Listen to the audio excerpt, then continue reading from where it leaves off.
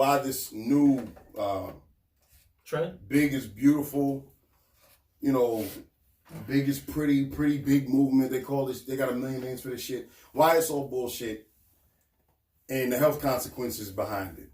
All right. Now, here's how I'll start this off. Okay. Shut up, Jeff. I didn't say nothing.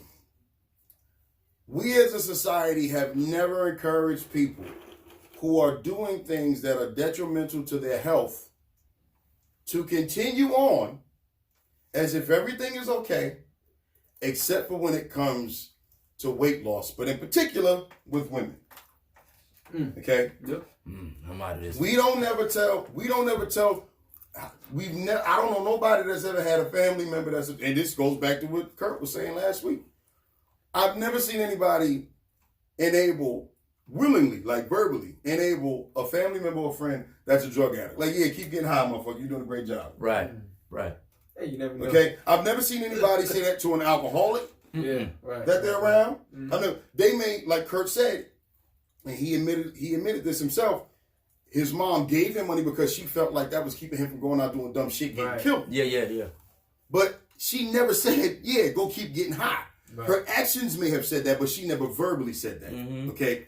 So it was a different idea. So why it's a great question. Do we continue to do the same thing when it comes to the sector of society or overweight women? Because we're afraid of hurting people's feelings. But we ain't afraid of hurting nobody else's fucking feelings. There's a scale that women should follow just as long as it's men. What do you mean? Like as far as height wise. Yeah, but the point that I'm getting at is you see this, like it's on TV now. They got these dance troupes with women that, I'm big and I'm beautiful. Nobody said you're not beautiful. Nobody said there's not gonna be somebody that's attracted to you. But what I'm saying is that in what other area do we co-sign people doing shit that is harmful to them? You're right. I'm just asking a question. I'm not making any judgments. Yeah. I'm just asking. Like we work security. We're legally not allowed to let somebody in an establishment that is visibly fucking drunk. Right. Why is that? For their health. Yeah, for their health. Yeah. They're endangering themselves. Yeah, and others. Okay. Right. So what's the difference here? What's the difference here? There is no difference. You know what I'm saying? Like there is no difference. There is no difference. And in fact, I got some stats for you to back this shit up. Okay. And even better fact, before I even get to that, big is beautiful. I've seen I'm not physical attractiveness and being healthy are two totally different. Totally things. different, of course. Let me preface my comments before I really dig into this shit. Okay. I know women personally who, let's just call it, are tipping the fucking scales as we speak. that look amazing. Shut up, Jeff. They look amazing, okay? Because their body composition is such where they wear the weight in the right places. I'm telling you, for the right? for look like that, for the aesthetics. Yeah, okay. Yeah. They carry more in the hips, the thighs, the ass. They're busty. Some aren't busty, but they carry it in the hips, thighs, the ass. And you look phenomenal. Listen, we see it all the time. Yeah. But if too much ass is causing you to have hypertension, that's a fucking problem. If your cholesterol is high, that's a problem. If you're diabetic or pre-diabetic, it's a fucking problem. It's like when I go into a house and a person has a room and they're like, listen, we want you to paint the room, but the walls got mold all over them. Right. Aesthetically, I paint right over it, make it look beautiful. Yep. That black mold's gonna kill you though. It's still there. Eventually, it's gonna kill you. It ain't going nowhere. Yeah, it ain't going nowhere until that's cleaned out and cleaned off and redone. Yeah. I can't tell you how many times. Now here's the health consequences of this shit. I can't tell you how many times over the years all of our clients fill out a medical history form. It's always 100% confidential. So I never mention any names. Danny done got medical history forms, and we slide them in a file. That's it. Never gets spoken about again. It's just there so that we know what that client may be dealing with or isn't dealing with behind the scenes. Right. Kurt has a good point too. I can't tell you how many times I've seen overweight women have reproductive issues, irregular periods, simply because they're overweight. Oh, really? I've trained women, From hormonal young imbalance? women, who haven't had a menstrual cycle in 6 months. Wow. And it's purely because of their weight and or because of medication that they're on because of their weight. Wow. Makes sense. Issues conceiving children. Then even if you do conceive a child, gestational diabetes will wipe your ass out. You and your baby. Mm-hmm. Okay? Like this is real shit. So I'm not talking about it from a mean or negative perspective. Yeah. I'm not sitting here saying, "Oh, you fam." No, I'm talking about it from a purely concerned perspective. Well, what was it that Curtis had to say? Kurt was saying, he said most people don't have the discipline to lose weight, and then he said, food is not only legal and socially acceptable; it's a necessity. Same thing as alcohol, I say. Yeah, he said, but no one wants to say to people that they need to lose weight because it's a societal sensitivity. Right. It's so sensitive to say something like that. You know what I'm saying? Well, oh, you need to lose weight. You know what I'm saying? The wrong person. But what's the difference between say you see need to somebody lose weight, drinking, you need to stop drinking, and you need to stop getting you high. grab a group of people and say we need an intervention because he's gonna kill himself. Yeah, Right. It's What the is same difference? shit. Yeah, that's what he. It's okay, and I agree with Kurt 100%. But it's like, so it's okay to just talk a motherfucker into his grave, okay him into his grave, until he's on my 600-pound life. Then we got to get involved. Why wait that long? Yeah. Why wait that long? Yeah. It makes no sense. I tell you, I'll give you some stats, right? The top 2 killers. That's fine. The top 2 killers in the country every year running for like the last 30 years. Heart disease and cancer.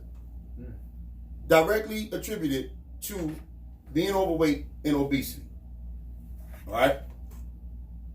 Together, they kill 1.23 million people a year. Cancer, heart disease is number 1 at 635,260 people. Cancer is number 2 at 598,038. As a total, cancer represents 21.7% of deaths every year in America. Heart disease is 23.1, total of 44.8%. That's damn near half of the deaths in the United States directly attributed to 2 diseases that can either be prevented by all medical research, can't dispute this shit, can either be prevented or highly reduced by simply taking better care of yourself. Right. To take it a step further, okay, some additional stats. Now, the top 12 killers that I researched, none of them include drug overdoses. Wow. And that's the big thing that we're focusing on nowadays. And I'm not saying that it shouldn't be. Drug overdoses weren't even in the top 10, let alone the top 12. But I tell you, 4 more that were in the top 12 that were all attributed to overweight or obesity. Stroke, 142,000 people, 5.8% of deaths in America. Diabetes, 80,058 people, 2.9% of deaths in America. Kidney disease, which is directly linked to obesity and overweight, 50,046 people, 1.8% of deaths. Chronic liver disease, which is also closely associated, also known as fatty liver disease, 38,170 people, 1.39%. So between cancer, heart disease, stroke, diabetes, kidney disease, and chronic liver disease, all closely associated or have several links to being overweight or obese. 1,543,714 deaths. 56.07% of deaths. Over half of deaths in America are attributed to something that can simply be fixed by eating better and getting regular physical activity. How in the hell are we sitting back and telling people, "Oh, girl, you go ahead. You look amazing with your big ass." That ain't a friend. Yeah. What I would never be considered a friend. Yeah. Telling a friend, "Yo, I know you're drinking every day, and you know, you about to lose your house and all that shit, but keep doing what you're doing, bro. Only God can judge you. That's the new shit nowadays, right? You know what I'm saying? Like, it's like we have to do better, and we have to stop enabling people. Like, all we've become, that's the key. We've become is a nation of enablers with our kids, with each other. You know, it's like nobody wants to ever sit. Like, I'm tired of hearing people sit and go, oh, well, you know, listen, I ain't want to judge. No, that's what used to keep society in line, was people judging. That's what kept women from having kids out of wedlock, or at least having kids in a stable environment 50, 60 years ago, was people judging. Was people saying, girl, you having kids and you don't even know this motherfucker? You crazy. Nowadays, it's almost anything goes. Well, you could get high. You could be killing yourself by eating. Those numbers from these today, are all numbers from the most recent stats that we have. Back in the 10, 20 years ago, it wasn't like that. Well, 10 years ago it was. The obesity epidemic is basically about 30 years old, like within our lifetime. Okay. And I'll tell you, I vividly remember being a kid. Maybe you guys had the same experience. Being overweight was such a minuscule issue at a certain time in our country's history. Mainly, let's say our parents' generation and prior. Right.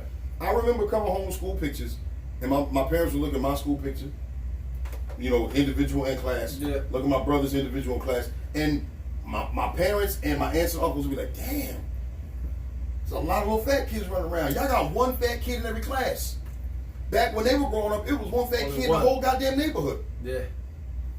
A generation is about every 20, 25 years. So within one generation, it went from one fat kid, let's say, per 100 or 200 to one fat kid per 25, 30 in each classroom. Do you think, now, let me finish. Now, I've looked at my kids' class pictures.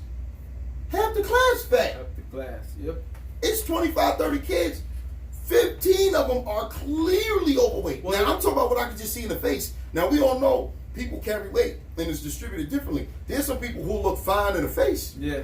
Taking clothes off, they're working with a little extra. So I'm talking about what I can just clearly see is clearly being overweight. Yo, half these kids are coming up. Yo, I can't tell you, I've trained young kids, and it pains me to my soul that have had diabetes at 12, 13, 16. Yeah. Yo, remember when we were growing up, diabetes was some shit your great uncle had. He was 65. He's shooting insulin in his fucking belly button at Thanksgiving dinner at the table. Like, that's the shit that we saw growing up. Mac and cheese and you know what I'm saying? Yeah. But it wasn't something that I don't remember going. I mean, unless it was some private. I don't remember going to school when no kids had diabetes. Well, now let me ask you this: how much demographically? How much do you think the demographic plays in that?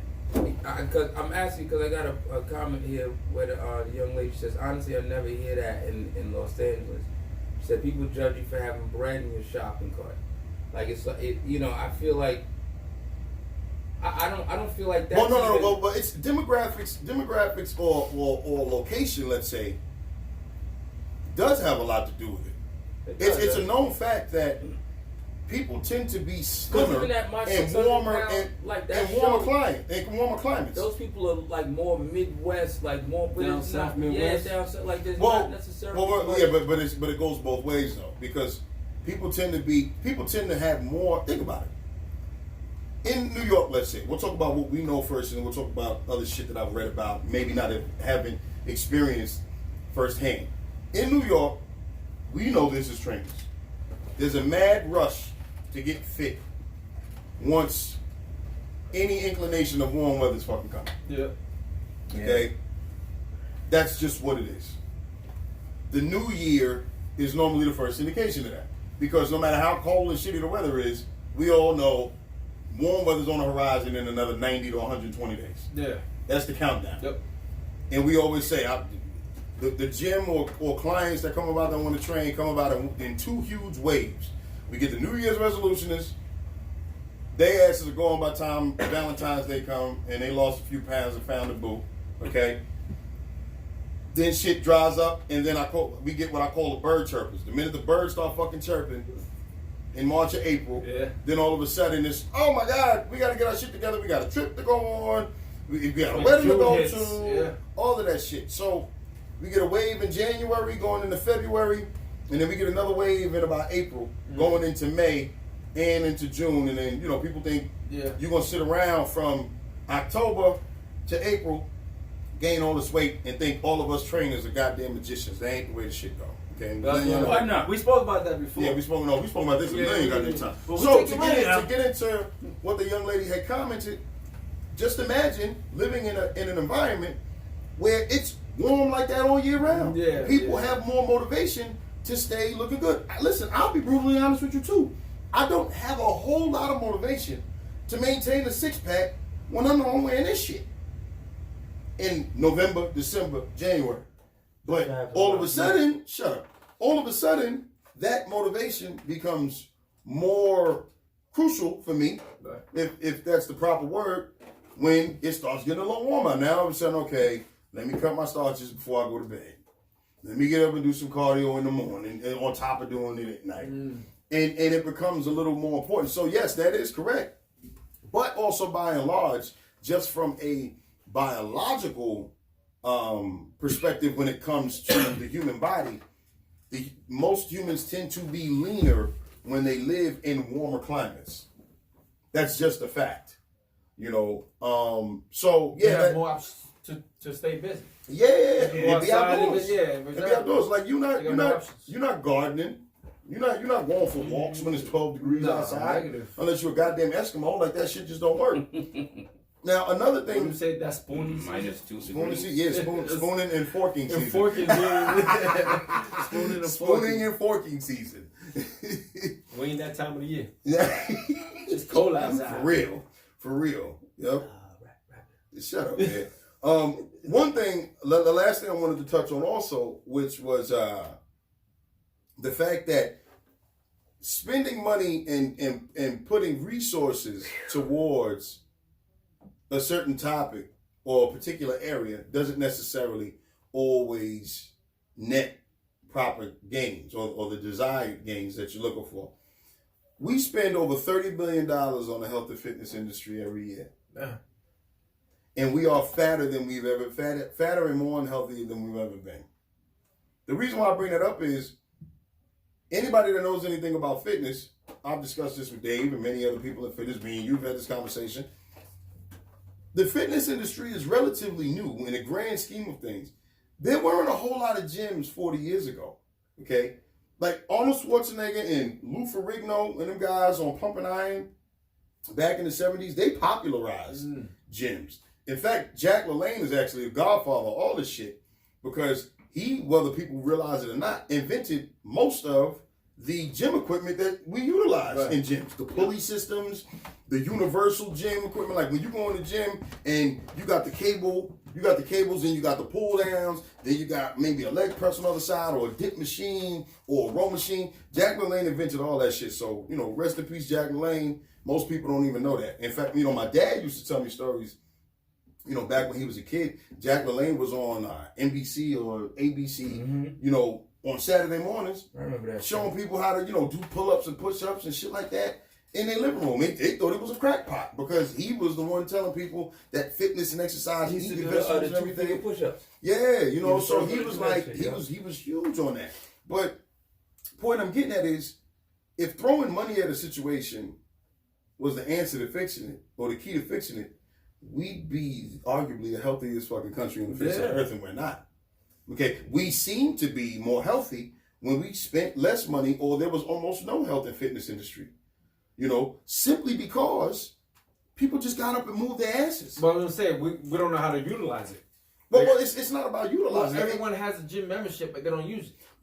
But I think even that is not, and this is going to sound crazy coming from us, even that to me is not that important. Because if gyms were the key to being healthier, then we would be healthier today than we were 50 years ago.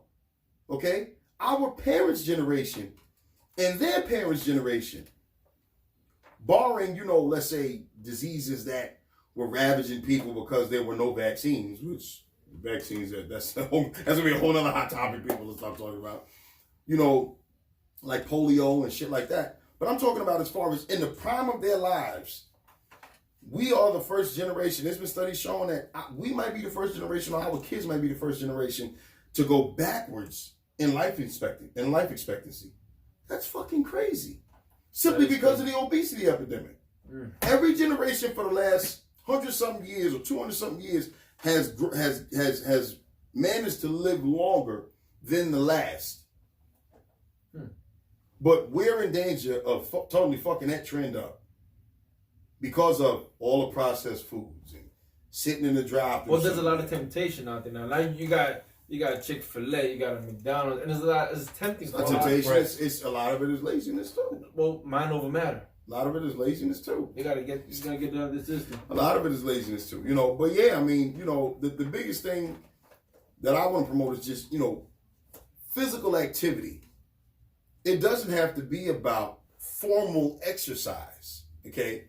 Because if it were just about formal exercise, our parents and grandparents and their parents wouldn't have been as healthy as they were. Right. They simply got up and they moved their asses, okay? You're saying health even before the gym. Yeah, absolutely. Absolutely. The health. Yo, because there wasn't gyms always. It only helped. Right. There weren't always gyms, but people were healthy. Right, exactly. Yeah. Like they just got up and did something. Exactly. Because you got to understand, like, having a healthy lifestyle does not include the gym. Right. I walk my dog.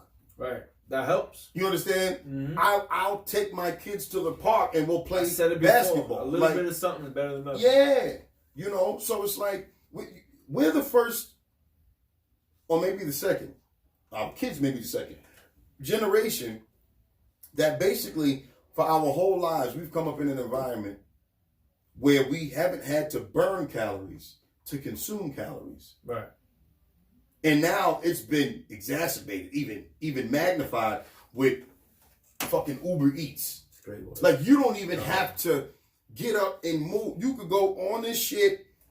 Order. Yo, could you imagine if somebody had told us we could order McDonald's and get that shit delivered 30 years ago, 20 years ago? We'd probably be dead. Son. Who knows how we would look? That's crazy, yo, but because it's become the norm, this shit is cool. Like, it's technology. That's crazy. It's making everything a lot simpler for people. I used to have to get up as a young kid. But that's how being the oldest 600-pound life. Yeah, right. But being the oldest grandkid on my dad's side of the family, I would always go food shopping with my grandmother. And we burnt calories in order to consume calories. We'd walk, and my grandmother have a stack of goddamn coupons like this. And we'd be at 4 different supermarkets. We'd be at Associated, Western Beef, all that shit. And if she could save 15 cents on some goddamn cheese, then we took our asses across town walking with 1 or 2 shopping carts. And then we walked our ass back. And so we had to burn calories in order to get the food to consume the calories. Right. That was a cycle that helped us. When we were hunter-gatherers, it helped us. When we were farmers, when we were farmers, that helped us. So what we now, and I fully understand to kind of play devil's advocate, we're at a crossroads in society where, 50 years ago, everything around us on Long Island was all farmland. So you either lived on a farm and worked with your parents to cultivate and, get all the crops and all that shit. So you were burning calories, once again, to consume them. Or if you didn't come up on a farm, you walked your ass into town with your mother or your grandmother or your aunt to go to the butcher, and y'all walked y'all asses back with some plastic bags. Nowadays it's more hard. Like now it's Well, it's because everyone is working, and they use that as an excuse. They'll go home after long 10, 12 hour, even the 8-hour workday shift, and they'll just go home and be like, you know what? Fuck it. I'll just stay at home. I'll just stay. But it's becoming a pattern. Yeah. And they tend to break that cycle. A little bit of here, a little bit of there. It goes a long way. Yeah. It goes a real long way. So I also understand that we're in an environment, we live in a society where to get that same physical activity or anything similar, it takes extra effort because it's not a normal part of our pattern. But yo, man, when your life depends on it, you gotta break that. You just got to get shit done, man. Yeah. You know, you got to get shit done. So, you know, I know it's a touchy subject, touchy topic.